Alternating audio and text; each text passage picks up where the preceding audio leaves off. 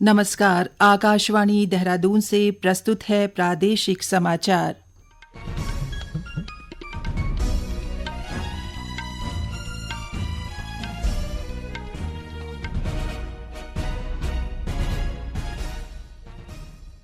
पहले मुख्य समाचार। रेल मंत्री अश्विनी वैष्णव ने कहा, आने वाले कुछ वर्षों में ऋषिकेश कर्णप्रयाग रेल परियोजना पूरी होने के बाद कर्णप्रयाग तक पहुंचेगी ट्रेन। उत्तरकाशी जिले में सिलक्यारा सुरंग हुई आर पार। मुख्यमंत्री पुष्कर सिंह धामी ने कहा, सुरंग का निर्माण कार्य पूरा होने के बाद लोगों की आवाजाही होगी सुगम, समय की भी होगी बचत।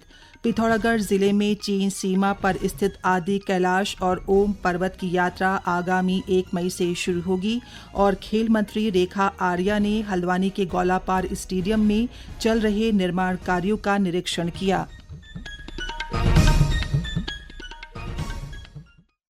प्रादेशिक समाचार के साथ मैं पंकज सनवाल खुलबे। और अब समाचार विस्तार से। ऋषिकेश कर्णप्रयाग रेल परियोजना के तहत पौड़ी गढ़वाल के जनासू के बीच बन रही T8 और T8M सुरंग आज आर पार हो गई है। इस अवसर पर रेल मंत्री अश्विनी वैष्णव और मुख्यमंत्री पुष्कर सिंह धामी जनासू में रेल परियोजना की सुरंग के ब्रेक थ्रो कार्यक्रम में शामिल हुए। श्री वैष्णव ने कहा कि आने वाले कुछ वर्षों में इस परियोजना को पूरा करके कर्णप्रयाग तक रेल की आवाज सुनाई देगी। उन्होंने कहा कि ये दिन बहुत महत्वपूर्ण है। आज ही के दिन भारत में पहली रेल चली थी। आज ओपन हुई है टनल, एक तरीके से थ्रू हुई है और धीरे धीरे इसका सारा फिनिशिंग का काम कंप्लीट होगा और आने वाले समय में कुछ ही वर्षों में इस प्रोजेक्ट को कंप्लीट करके कर्णप्रयाग तक रेल की आवाज सुनाई देगी। साथियों, एक और बहुत ही महत्वपूर्ण दिन है आज ही का दिन है जब भारत में पहली रेल चली थी। आज ही का दिन है जब 173 साल पहले 174 साल पहले भारत की पहली ट्रेन चली थी बोरी बंदर से ठाणे के बीच में। तो अच्छा, बहुत ही उपलब्धि वाला दिन है। इससे पहले श्री वैष्णव ने ऋषिकेश के योगनगरी स्टेशन पहुंचकर कर्णप्रयाग रेल परियोजना के कार्यों का निरीक्षण किया। उन्होंने कहा कि प्रधानमंत्री नरेंद्र मोदी के ड्रीम प्रोजेक्ट की चर्चा पूरी दुनिया में हो रही है। निरीक्षण के दौरान रेल मंत्री के साथ हरिद्वार के सांसद त्रिवेंद्र सिंह रावत और गढ़वाल के सांसद अनिल बलूनी भी उपस्थित रहे। उत्तरकाशी जिले में सिलक्यारा सुरंग भी आज आर पार हो गई। मुख्यमंत्री पुष्कर सिंह धामी सुरंग के ब्रेक थ्रो के अवसर पर आयोजित कार्यक्रम में शामिल हुए। उन्होंने सुरंग का निरीक्षण कर विशेषज्ञों और इंजीनियरों से जानकारी ली। मुख्यमंत्री ने कहा कि प्रधानमंत्री नरेंद्र मोदी के कुशल मार्गदर्शन और नेतृत्व में शुरू की गई चारधाम परियोजना के लिए इस सुरंग का ब्रेक थ्रो एक अहम पड़ाव था, जिसे आज श्रमिकों और इंजीनियरों के अथक परिश्रम से पूरा कर लिया गया है।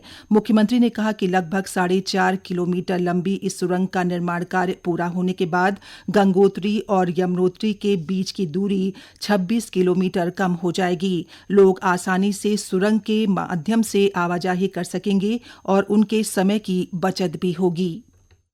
सिलक्यारा टनल का ब्रेक थ्रू हो गया है और इस टनल के पूरी तरह से बन जाने के बाद, ब्रेक थ्रू हो जाने के बाद जल्दी ही ये रास्ता आम लोगों के लिए खोल दिया जाएगा। इससे चार धाम ऑल वेदर रोड पर जाने वाले सभी तीर्थ यात्रियों को हमारे धामों के दर्शन करने के लिए जो समय 1.5 घंटे से ज्यादा का समय जो लगता था, घूम के आना पड़ता था, इस टनल के बनने से वो रास्ता मात्र 4 या 5 मिनट में पूरा हो जाएगा। मैं इसके लिए पूरे हमारे विभाग के अधिकारीगणों को, काम करने वालों को, हमारे भारत सरकार के केंद्रीय राज्य मंत्री सड़क परिवहन एवं राजमार्ग आदरणीय अजय टमटा जी का, आदरणीय नितिन गडकरी जी का भी बहुत उत्तराखंड की जनता की ओर से धन्यवाद करता हूं। और निश्चित रूप से ये बहुत लंबे समय से हमारी प्रतीक्षा थी, प्रतीक्षा पूरी हुई है। मैं इसके लिए सभी क्षेत्रवासियों को भी बधाई देता हूं।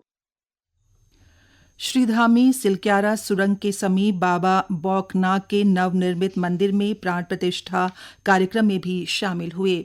मुख्यमंत्री पुष्कर सिंह धामी ने आज मुख्यमंत्री कैंप कार्यालय में वन एवं वन्य जीव सुरक्षा के लिए वन विभाग की ओर से कैंपा योजना से खरीदे गए 23 वाहनों को हरी झंडी दिखाकर रवाना किया। इस मौके पर मुख्यमंत्री ने कहा कि इन वाहनों से संवेदनशील वन क्षेत्रों में निगरानी बढ़ाकर वन अपराधों पर नियंत्रण को अधिक मजबूत करने में मदद मिलेगी। वनाग्नि प्रबंधन और मानव वन्य जीव संघर्ष की घटनाओं पर समय रहते नियंत्रण और तेजी से रेस्क्यू कार्य के लिए भी इन वाहनों का उपयोग किया जाएगा।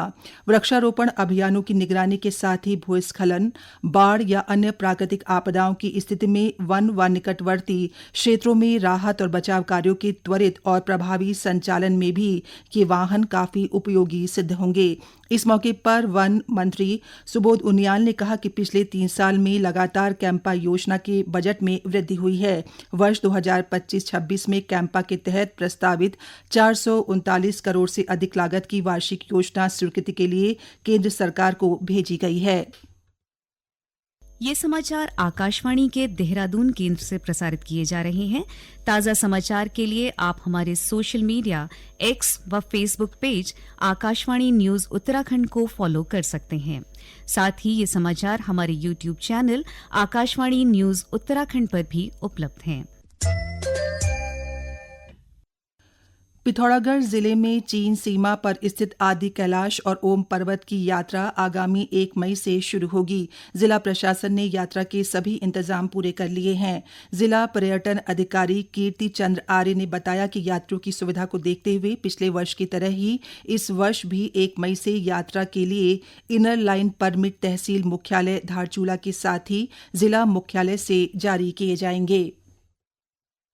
यात्रा का संचालन जो है 1 मई 2025 से प्रारंभ हो जाएगा और तैयारियों के संबंध में बीच में एक प्रशासन की टीम वहां पर गई हुई थी, मैं भी उसमें था। तो यात्रा मार्ग जो है ऑलमोस्ट ठीक है, कुछ स्थानों पे जो है थोड़ा खराब है, तो वहाँ पर बीआरओ उसको ठीक कर रहा है। और इनर लाइन परमिट के संबंध में जो है लास्ट ईयर की तरह इस बार भी जो है धारचूला के साथ साथ पिथौरागढ़ में भी जो है इनर लाइन परमिट जारी किए जाए ताकि जो भी पर्यटक बाहर से आ रहा है उसको उसका लाभ मिले।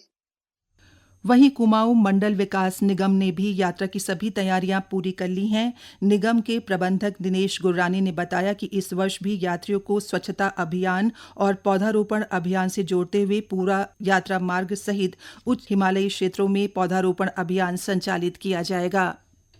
आदि कैलाश यात्रा जो है जो कुमाऊं मंडल विकास निगम द्वारा संचालित है वो 14 मई से प्रारंभ होगी। 14 मई को पहला दल पिथौरागढ़ पर्यटक आवास गृह में रात्रि विश्राम करेगा। उसके अगले दिन वो धारचूला, फिर धारचूला के गुंजी से फिर उनको आदि कैलाश के दर्शन कराने के बाद, ओम पर्वत के दर्शन कराने के बाद वापस वो चौकोड़ी और फिर पाताल भुवनेश्वर दर्शन कराने के बाद वापस काठगोदाम को वो प्रस्थान करेंगे। विगत वर्षों की बात इस वर्ष भी हमारे द्वारा आदि कैलाश यात्रियों को पौधारोपण कार्यक्रम और स्वच्छता कार्यक्रम से जोड़ा जाएगा और उनके माध्यम से ही नाबीढांग, कालापानी और ज्वालिंगकोंग कैंपों के परिसरों में जो है पौधों का रोपण उनके माध्यम से किया जाएगा।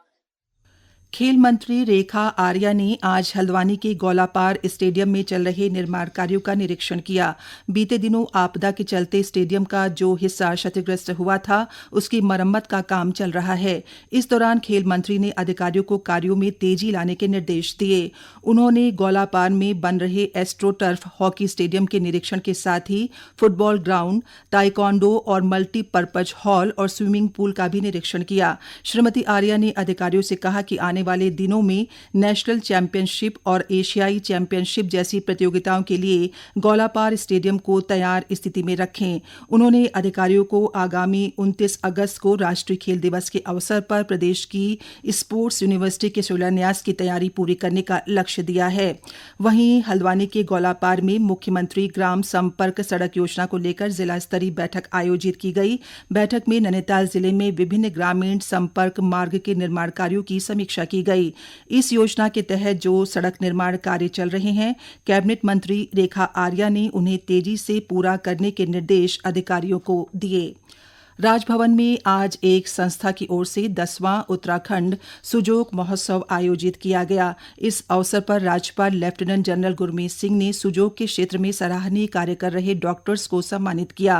राज्यपाल ने कहा कि यह महोत्सव वैकल्पिक चिकित्सा पद्धति सुजोग के प्रति जनजागरूकता बढ़ाने और स्वास्थ्य क्षेत्र में नवाचार की दिशा में सार्थक प्रयास है। उन्होंने कहा कि सुजोग जैसी सरल उपचार प्रणाली से लोगों को कम लागत में प्रभावी उपचार उपलब्ध कराया जा सकता है। अंत में मुख्य समाचार एक बार फिर।